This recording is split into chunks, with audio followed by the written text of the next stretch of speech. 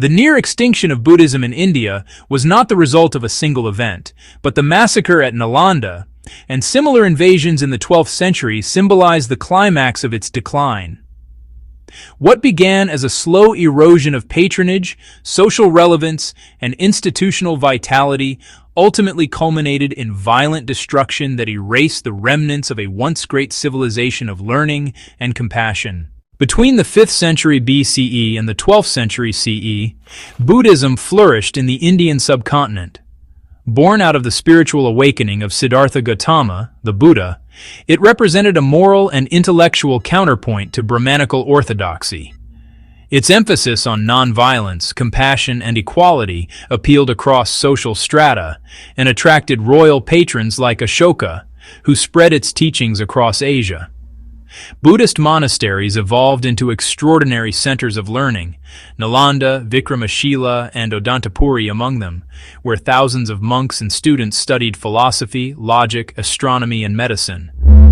These institutions were not just religious centers, they symbolized a golden age of rational inquiry and universalism.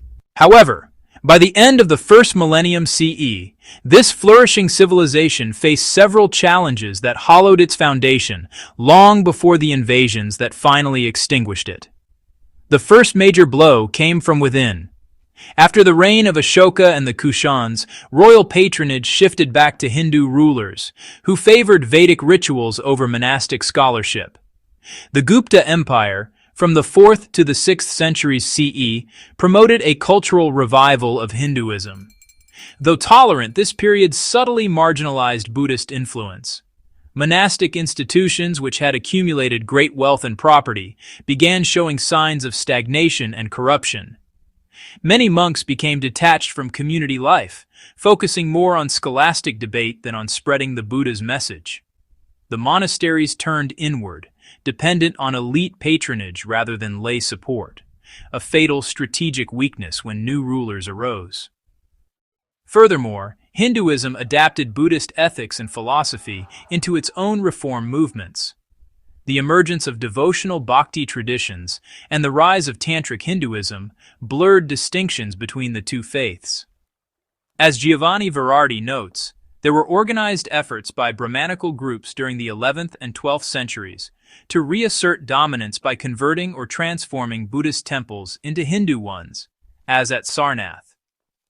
Buddhism's decline was thus not abrupt or exclusively caused by outsiders. By the late 11th century, it had already lost much of its popular and political legitimacy. The final catastrophe, however, came through military invasions from Central Asia. In 1193 CE, Ikhtiyar-ud-Din Muhammad Bakhtiyar Khalji, a general in the Ghurid army, invaded Bihar, then the heartland of Indian Buddhism. His raid on Nalanda, one of the world's oldest universities, became a defining event. Nalanda was not merely a monastery, it was a cosmopolitan campus where students from China, Korea, Tibet, and Indonesia studied.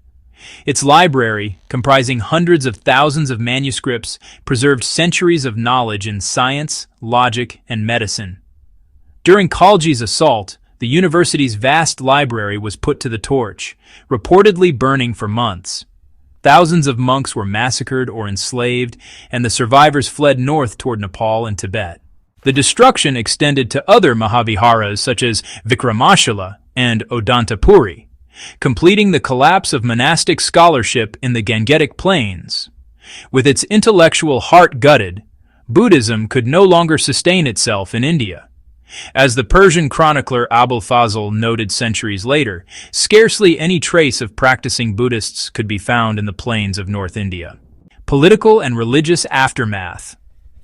The Turkic dynasties that followed Bakhtiyar Khalji's conquest were largely Islamic and did not differentiate Buddhism from other indigenous religions. They viewed all local temples and idols as targets of conquest. Yet it would be simplistic to frame the event purely as religious persecution.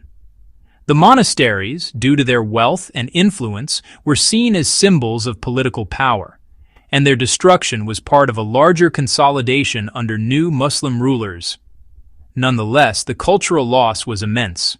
Centuries of scientific literature, Buddhist commentaries, and historical chronicles vanished. The result was not only the end of Buddhism as an organized religion in India, but also a rupture in India's intellectual continuity. The role of social and cultural factors. In the aftermath of these invasions, surviving monks dispersed to Nepal, Sri Lanka, and Tibet, where Buddhism was preserved and reinterpreted. Ironically, it flourished abroad even as it died at its birthplace. By the 13th century, Buddhism was confined mainly to Himalayan regions, such as Ladakh and Bhutan. Meanwhile, Hinduism once again proved adaptive, absorbing Buddhist ethics and portraying the Buddha as an avatar of Vishnu, a theological move that both acknowledged and neutralized the Buddhist challenge.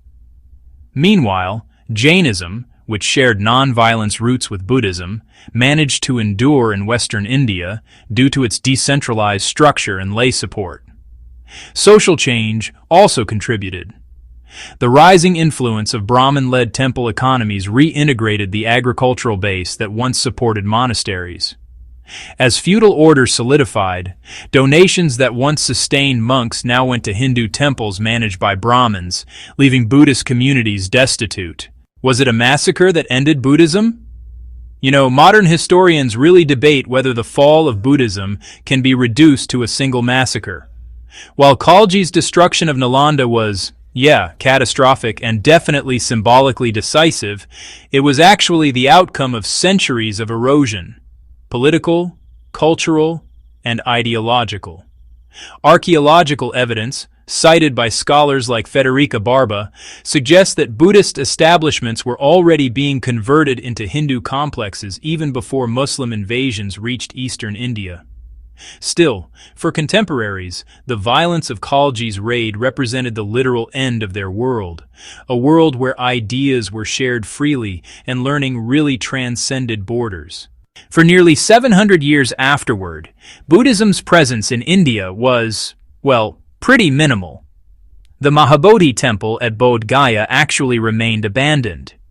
It was only in the 19th to 20th centuries, through the Buddhist revival movements led by figures like Anagarika Dharmapala and B.R. Ambedkar, that India re-engaged with the Buddha's legacy.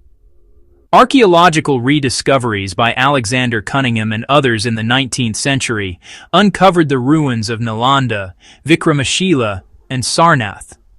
These silent witnesses to a civilization that was once rooted in compassion and reason. In conclusion, the massacre that wiped out India's Buddhist civilization was not merely the work of one invader, but really the culmination of layered historical processes. Loss of patronage, internal decay, religious rivalry, and finally, brutal conquest. The flames that consumed Nalanda in 1193 CE did more than destroy manuscripts. They actually extinguished an entire intellectual ecosystem that had guided Asia for over 1,500 years. Yet Buddhism itself survived, transformed, and reborn beyond India's borders. In this sense, while the conquered land forgot the Buddha, the world did not. His message of mindfulness, compassion, and impermanence outlived the ruins of the monasteries that once bore his name. Thanks for watching. If you found the video insightful, hit the like button and subscribe, and I'll see you in the next video.